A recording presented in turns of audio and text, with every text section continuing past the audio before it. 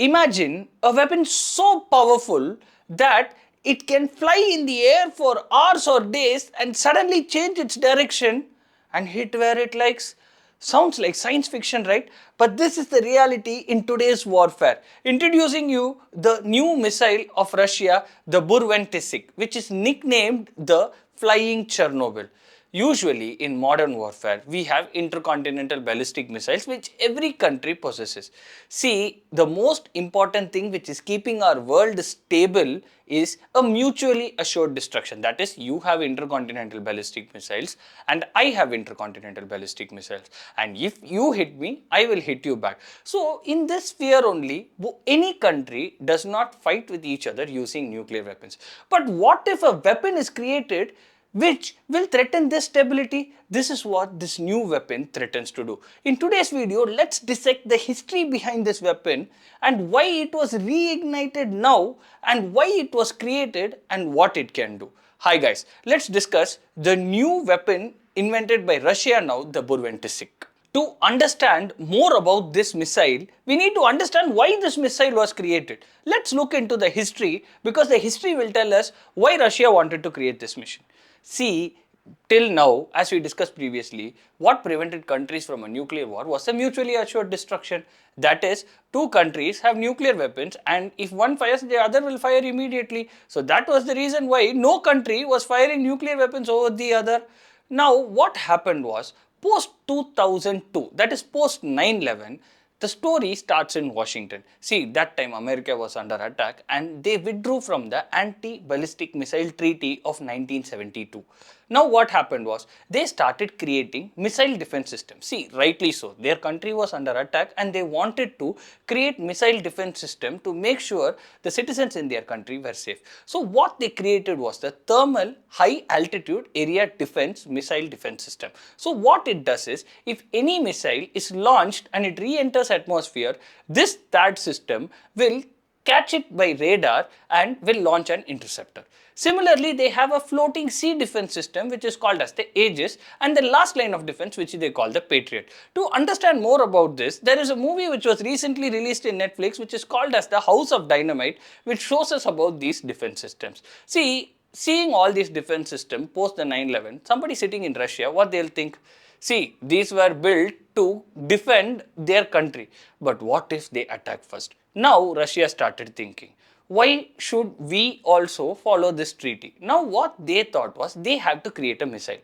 What this missile should do is, it should fly into space, re-enter atmosphere and should not have the predictable arc pattern, because if any missile has a predictable arc pattern, then these interceptors can easily catch it. So what the Russians wanted to do was, they wanted to create a missile which can go into space, re-enter atmosphere and follow an unpredictable path, be nuclear powered in such a way that it can be in air for hours or even days and suddenly change its direction and go and strike where they want. This is where the story began. On March 2018, the Russian President Vladimir Putin put an ambitious plan to create this weapon. At that time, everybody was skeptical, saying that a mission of such power is not possible to create.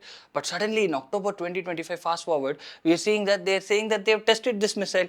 I am not pronouncing the missile name again and again because I am not able to tell it properly. This missile is nicknamed Flying Chernobyl because it runs on a nuclear reactor. Now, some missile which is running on nuclear reactor will give it unlimited flight time in theory. But during test, they are saying that this missile flew for 14 hours, covering more than 14,000 kilometers. See, if you can look into this intercontinental ballistic missiles, or recently we spoke about these Tomahawk missiles. This Tomahawk missile has a flight range of about 1,500 to 2,500 kilometers. That is why Russia had a problem in USA giving it to Ukraine, because Ukraine can directly point it towards Moscow. But now the irony is, they have created a missile which has unlimited flight time. See, it is flying for more than 14,000 kilometers. See, if some missile can fly so long, it can have an unpredictable flight pattern also. This is because usually these intercontinental ballistic missiles follow a predictable arc pattern. That is, they will be launched from a place and they will go to the heartland or wherever they want to hit the target. But when a flight of unlimited time is there for a missile, it can be launched from anywhere, it can stay in air. That is, it can be launched from Siberia, it can go to Antarctica also, and it can be in the air for some time. suddenly change its direction and go and hit its target. See, this adds to the lethality of this weapon. Also, this weapon has a power of flying in low altitudes. That is, it can fly at least above 50 to 100 meters above ground. That is, it can use the curvature of the earth to escape the radar system. Also, the Russian military is claiming that during test, they can prove that this missile can travel horizontally, can travel vertically, so that it can evade any defense missiles which are coming to hit it. See, combining all this, a lot of flight time, unpredictable arc pattern, flying in low altitudes, evasive maneuver, all this adds to the lethality of this weapon and really brings the question, is the future of modern warfare going to be balanced, or because of this weapon it's going to change? See, a weapon is only as good as how it is deployed. See, the new weapon system which Russia has developed uses the Russian doctrine of modularity. See, they are saying that it can be launched from its mobile trucks. That is, they have two types of mobile weapons launch system. One is the Iskander and another is the Ornisk. This Iskander is a truck-based system where missiles can be placed and it will be launched. This Ornisk has been used in the Ukraine war, and this is also a truck-based system that can go on roads and launch missiles. See, the problem now is, till now what we have been thinking is this type of truck-based missile launch systems were usually which were missiles which were not causing much destruction like what the nuclear weapons can cause. But if this new missile is compatible with these trucks, the next time we see a truck like this in a war area, what will we think?